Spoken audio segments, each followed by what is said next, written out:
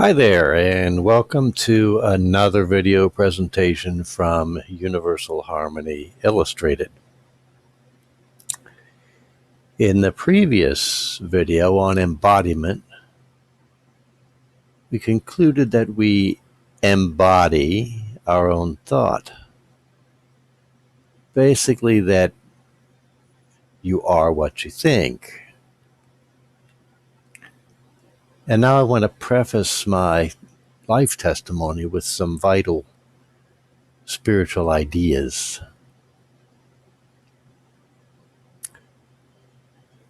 A permanent corrective change in any mental conviction necessarily brings about a corresponding change in life condition.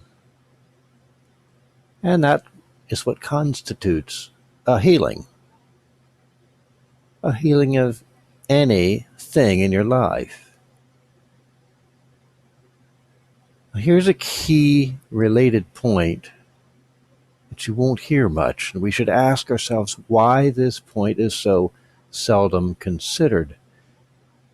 And this is one of my mantras. You're going to hear me hit on this point repeatedly.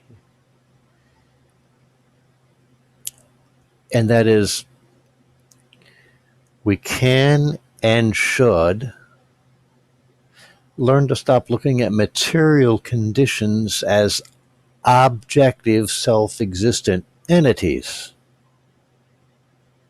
as things outside of us that we're needing to just deal with.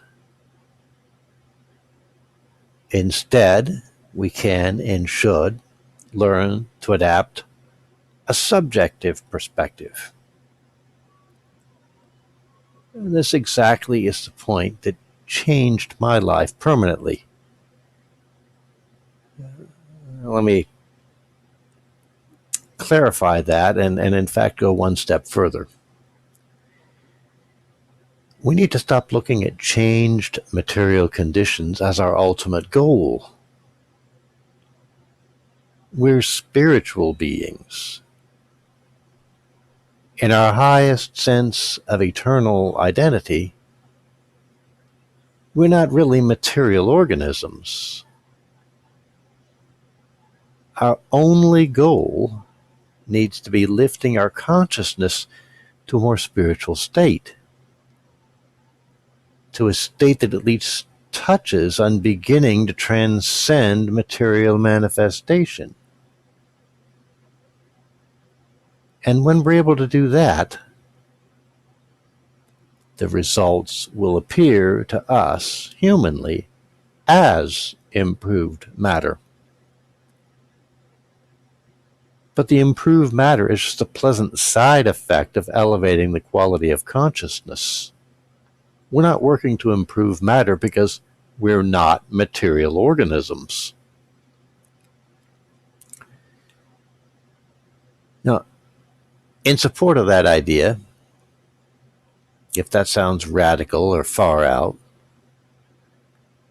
let's take a serious cue from the conclusions of quantum physics about the relationship between consciousness and matter. What is matter, according to quantum science? Quantum philosophy proposes that matter itself is the conscious manifestation of possible ideas that exist in invisible energy form, and that energy may be at any time made manifest and so becomes matter to us as human beings through the action of our consciousness. So, in spite of the fact that you feel like you're the victim of what's going on around you, the scientific fact is that physical events and material conditions don't just happen to you, because matter doesn't just happen. You create and manifest what appears to you as matter through your active human consciousness. That means everything concerning life experience is really in your hands. And there are no exceptions if we accept this as science. That realization comes gradually.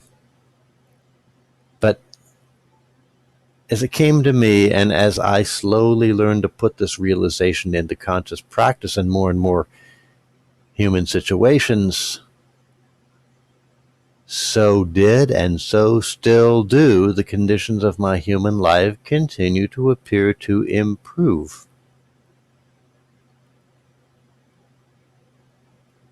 And because there's no limit to thought, there are literally no limits to what's possible. Our deepest unchallenged false convictions are the barriers. That's what stops us. But remember, we form our own convictions, and we can control our own convictions. To awaken the power you already possess, you have to stop thinking objectively. Stop believing that life is happening to you. And you have to start to think with conviction, subjectively. Start knowing that what's happening in your life is caused by you, and only by you, by your thinking, 100%. Always. The scientific fact is that material conditions are self-created, subjectively created phenomena. They're not things that happen outside of ourselves or somehow are empowered outside of us. Nothing external to us has the power to influence our life in the least, because there really is no, quote, outside of us. Outside of us is a false belief, a false human conviction.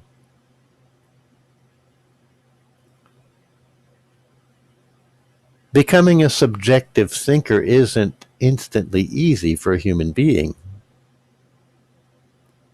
But in spiritual growth, we're working on transcending the idea of being a human being at all.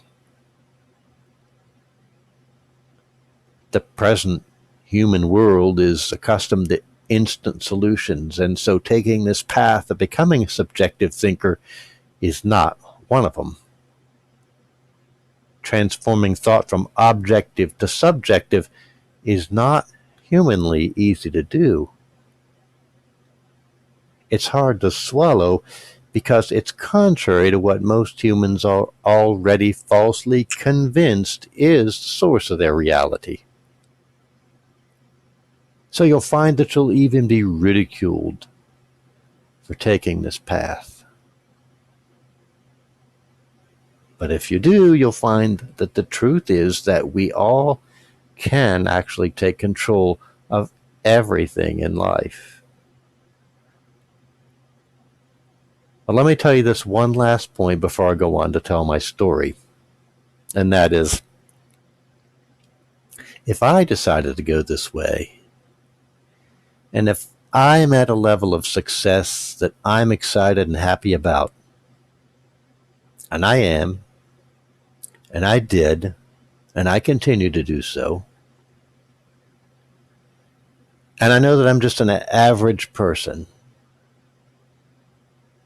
then I know that if you want to, you can decide to do it, and that you can do it as well. As a result of dedicated, meditative introspection, I came gradually to discover and realize that the material conditions I appear to live in and live with are really only the reflections the illustrations, the manifestations, the embodiment of my own deepest subconscious convictions. And that opened the door to what came to my life as positive change. When you develop a feel for this, and when you begin to know instead of just believing, then healing and change happens. It can feel miraculous to the mind that's not prepared for it, but it's a great feeling. So finally, here's the story of my own life journey, and now I've stretched this into the third video, but I don't want to put too much on one. So I'll see you there, and thank you once again for listening. Talk to you soon.